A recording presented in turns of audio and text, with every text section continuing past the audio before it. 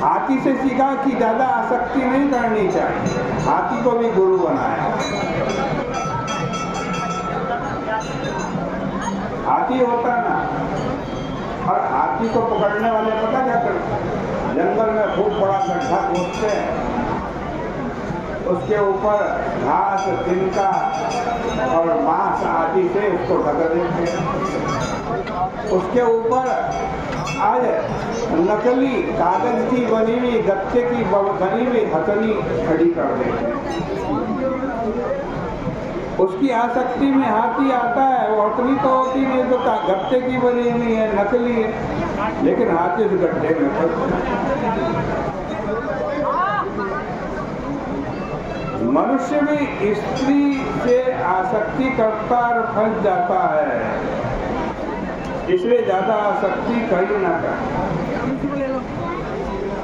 कहते एक मेरे गुरु बनाया शहद निकालने वाला, जो शहद निकालता, उससे क्या सीखा?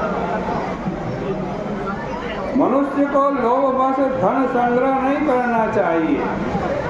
लोभी अपने संग्रहित धन का न तो दान करते हैं न उपभोग करते हैं, किंतु जैसे शहद निकालने वाला शहद लेकर के चला जाता है, वैसे ही कोई लोभी द्वारा संग्रहित धन को लेकर के चला जाता है। अगला गुरु बता रहे मेरा हिरण है। हिरण से क्या सीखा? हिरण से ये सीखा कि मनुष्य को ज्यादा संगीत में भी फंसना नहीं चाहिए। क्यों? हिरण को पता कैसे पकड़ते हैं? शिकारी वन में जाता है, बंदूक लेकर नहीं आ जाता, धनुष बाण लेकर नहीं जाता, वीणा लेके जाता है, वीणा से मधुर संगीत बजाता है। उस संगीत की आवाज सुनकर आज हिरण अपने आप आ जाता है, नाचने लगता है और फंस जाता है। तो भाई इसलिए ज्यादा संगीत भी ना सुनो। श्रृंगी नाम के एक ऋषि थे, वो भी इसी चक्कर में फंस गए।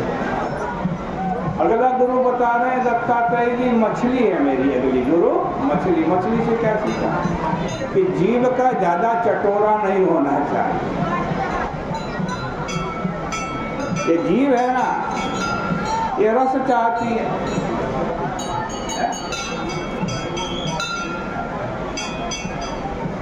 जिस प्रकार शिकारी कांटे में कुछ आटा लगा देता है और उसको जल में फेंक देता है, और मछली जीभ के स्वाद के कारण कांटे में आती है आटा खाने के लिए, लेकिन फंस जाती है। इसी प्रकार लोग दूसरे को बड़ा अच्छा भोजन करा करके फंसा लेते हैं। वैसे तो भोजन छोड़ देने से सब इंद्रियों पर विजय प्राप्त की जा सकती है, परंतु भोजन छोड़ देने से जिह्वा और ललचा। भोजन छोड़ने की जरूरत नहीं है, बल्कि संयम की जरूरत है। भोजन करो है जिससे शरीर का निर्वाह। हमारा एक सूत्र है, तेन त्यक्तेन भुंजीथा। क्या मतलब?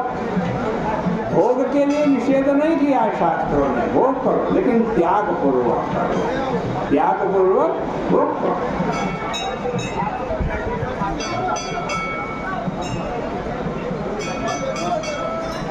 आगे बता रहे हैं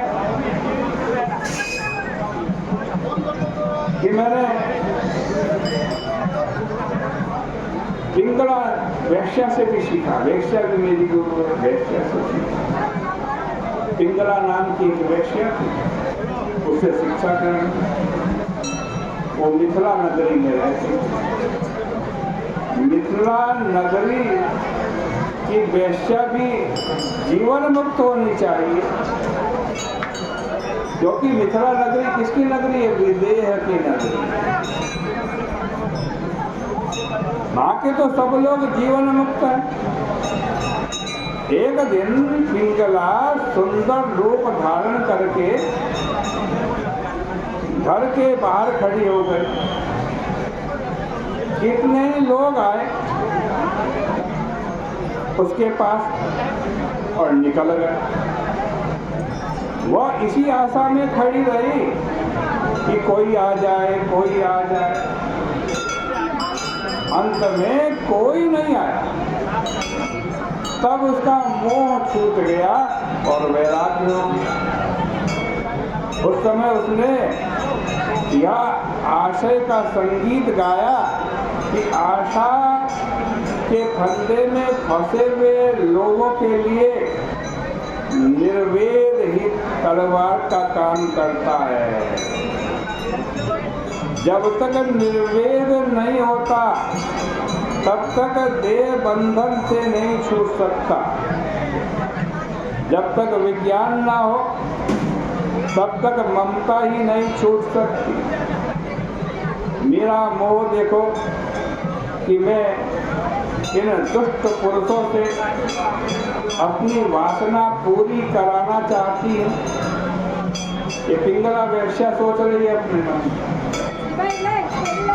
लेकिन हृदय में जो बैठे हुए परमात्मा है ना, उसको मैंने छोड़ दिया।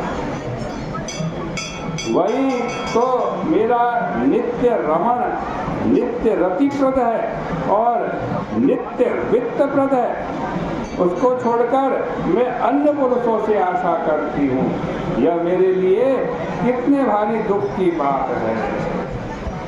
भला इस क्षण भंगुर शरीर में क्या रखा? यदस्तिभिर्निर्मितः वंशवश्यास्तूणं त्वचा रोमनखैर्विनद्धम्